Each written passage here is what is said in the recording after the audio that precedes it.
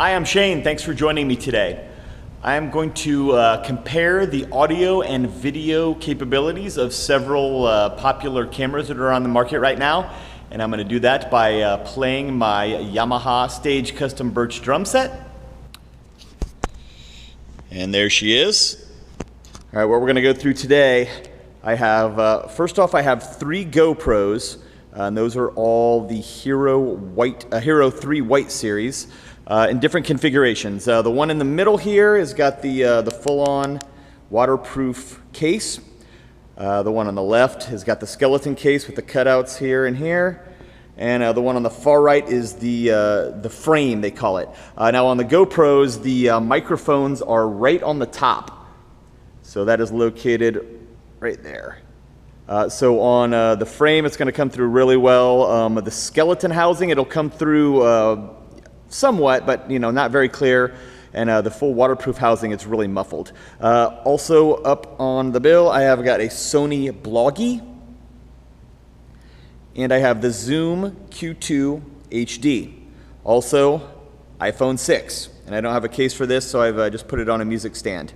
I'm going to also use the Zoom H6 as kind of the benchmark audio. So what I'll be doing is switching between the H6 and these various cameras so you can compare how they sound. The only processing I'm going to do is audio normalization, and that's common enough that I think that won't interfere, and also that will get all the cameras up to the same volume level, so you'll be able to tell what they sound like. They're all equidistant from the drum set. So the audio should be close to the same, but obviously the video frame size is going to be different on all these. So that'll be different, but the audio is what we're really looking for here. And also you can see this is a very, very large room. It's like 300 by 200 feet. So it's a lot of reverb in here, so you can judge how these cameras are going to handle that. If you go to a clinic or something that you want to record someone, you'll probably have similar situations. So that's it. I'm going to get back here and do some playing. What I'm going to do is just play a really long part and switch between the cameras. Then at the end I'll play a shorter groove over a loop, and then I will play back the audio of each individual camera playing exactly the same thing so you can see how that sounds. So let's get right to it.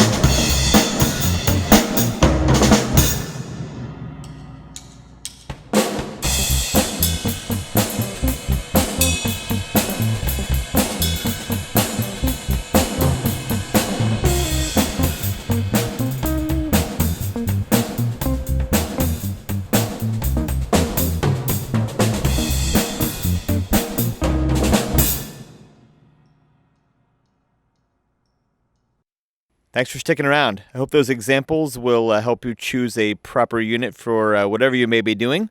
I think the big conclusion is that the GoPro's audio is only really usable when it's in the frame. Even the skeleton case is too muffled. I think it would be okay if it was just a reduction in volume, but the cases seem to filter out specific frequencies and they make the instruments sound really, muddy. The full case was actually way lower in volume, about 6 decibels down than the skeleton, but when I normalized it, it sounds better than the skeleton. So maybe the full frame with a volume boost might be usable in certain situations. The Zoom Q2HD is nearly as good as the H6, which I was using as the benchmark audio. The only difference there is it does not have the XLR inputs.